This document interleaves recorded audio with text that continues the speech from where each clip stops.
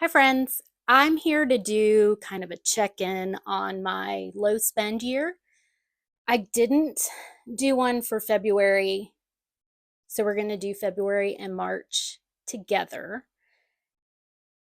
It hasn't been going great, but I also think that moving and packing, I'm getting rid of a lot of stuff.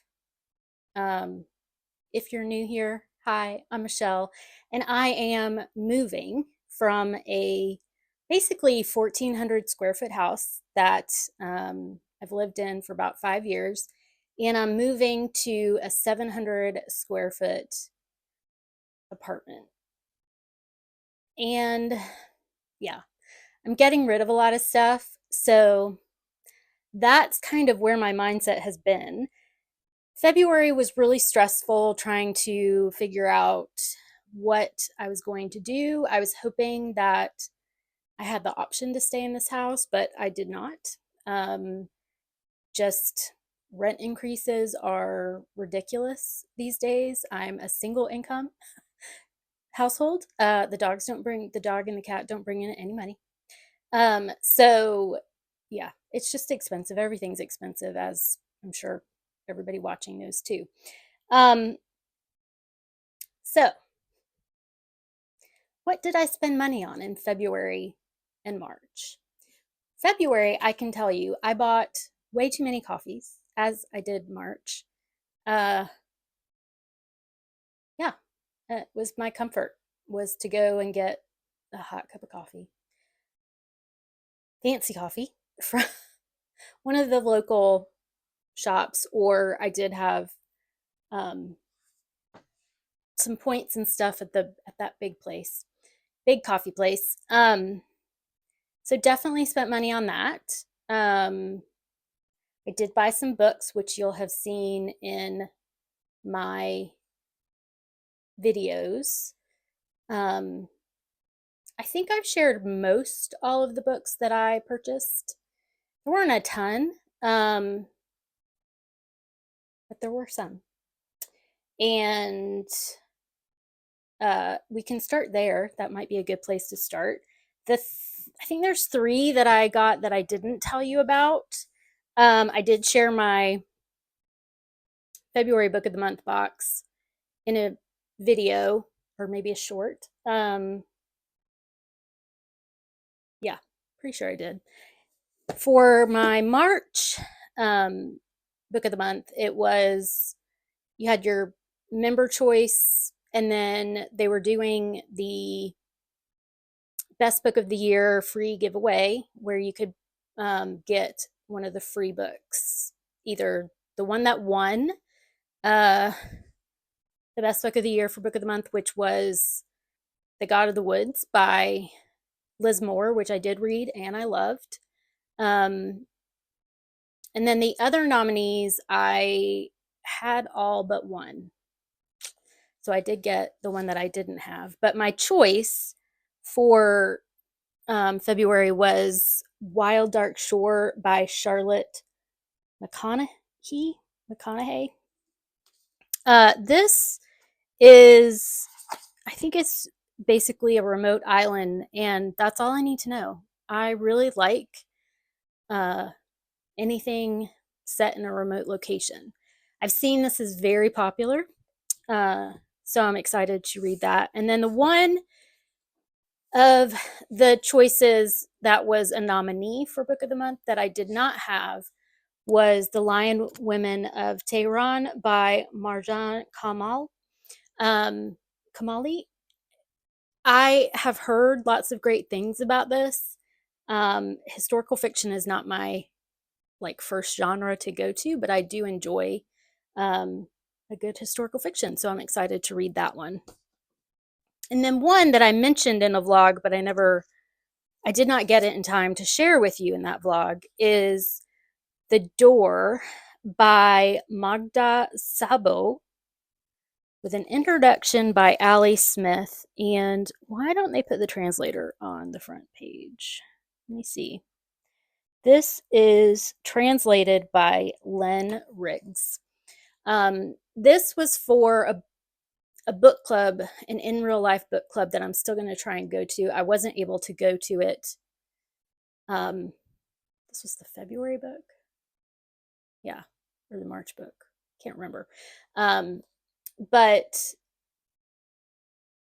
they read from around the world, and this is from Hungary.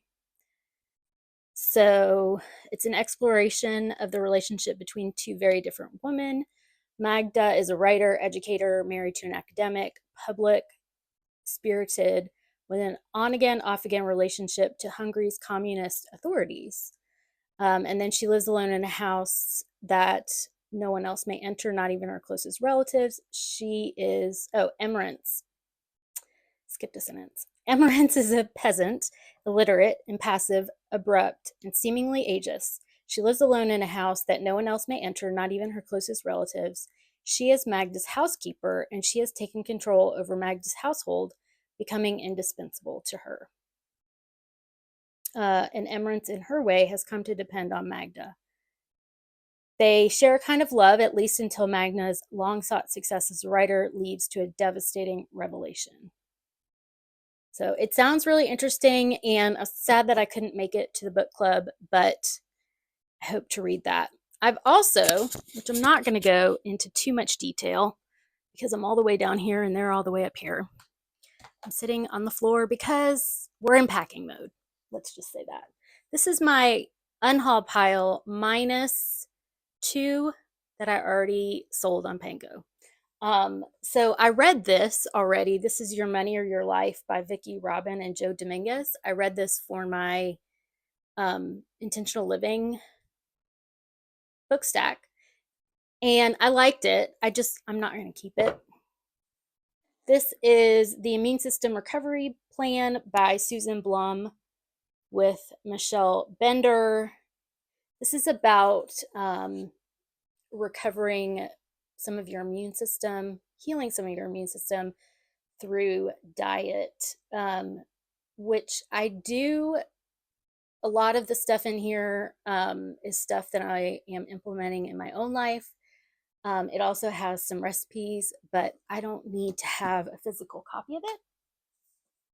This is The Lady's Handbook for Her Mysterious Illness by Sarah Ramey. This is about Sarah's experience with chronic illness. And I wasn't a huge fan of this story or this book. It's a memoir. I think, first of all, it's super chunky, could have used a very good edit. And I feel like a lot of it is it's a person who has a lot of access and money to get treatments that are not available to people without that money. But I remember the main part of this one was that it was just too long. It really, really, really needed an edit. Yeah, so that's on my Pango shop. And then one I just read, Here on Earth by Alice Hoffman, didn't love it. This is Love and Ruin by Paula McLean. I have had this for a bit and don't reach for it. And this type of fiction, I feel like I would probably read on audio instead of the physical book. And then this is a series. This is Daughter of Fortune by Isabel Allende. I do like her writing, but I also think that I would probably listen to this. So this is Daughter of Fortune is the first book, and Portrait in Sepia is the second book. So those books I've also unhauled, in addition to the 13 I already did in February, I think it was. So yeah, that's kind of where the book stuff stands. a couple other purchases that I made in February. I had to buy new slippers. My other slippers got a hole in them and were falling off my feet. So I wear slippers in the house a lot. Had to replace. I had a hair, it was a curling iron. It was like a hot brush. I had to replace. So I got this.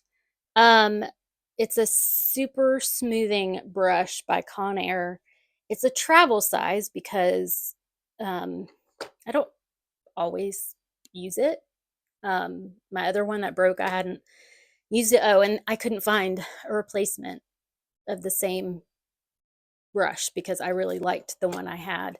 But this one, like, I use probably 2 or 3 times a week, this type of thing. And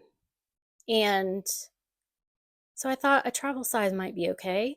I don't like this much at all, but unfortunately, that's that. I bought it with a coupon, so it was like $18. And then my empties, I did use up. This is something that I really like, is the Tooth and Gums tonic. It's from the Dental Herb Company. I haven't thrown away the bottle or recycled it because I have a concentrate for this that I need to use the big bottle for. But I wanted to show you that I finished that. I also finished Dickinson's Witch Hazel hydrating toner with rose water. It was fine. I typically use Thayer's, but I had that in the closet, so I used that up. Probably won't buy that one again. I did use up hand cream, Eucerin. My hands get very dry in the winter, and yeah, so I used that up. I have other hand cream, and then this one I really liked, but I haven't bought it because I have other ones in the closet. But I had a little travel size. This is Glow Recipe Watermelon Glow Pore Tight Toner by Tonique. I really liked this. And I liked how it felt, but I also loved it smelled like watermelon. So that's kind of where I stand with things that I emptied and books I unhauled, books I hauled. And like I said, I did end up getting a lot of coffee. I did. That's probably one of the things. And also, health related wise, I need to cut back on my sugar. That's what my doctor said, which I fully recognize. My coffee, I like to get a mocha, and there's a lot of sugar in that. So definitely need to scale that back. I'm not going to try any of that until after I pack up my house and move because, yeah, things are just all over the place, which does stress me out a bit. I've bought a couple of things for packing, like tape and boxes, and that paper that it's not bubble wrap, it's I don't remember what it's called, but it's basically like bubble wrap but recyclable, for all breakables. And yeah, I kind of think that's it for my updates. Let me know how you're doing in the comments below. Love talking to y'all there. Let me know if you're doing a low spend year. What is the thing that is the hardest for you to give up? Obviously, for me, it's coffee and books. Yep, it's coffee and books. Are we surprised? No, probably not. But yeah, let me know what's your hardest to give up, and let me know how you're doing. I am a little croaky. Not only are we having allergies, pollen is pretty high in Atlanta. I'm also packing, which is getting the dust going because I'm realizing things I didn't dust in cleaning. So anyway, that's where we're at. I hope you're doing well. Don't forget to like and subscribe, and I will see you very soon. Bye.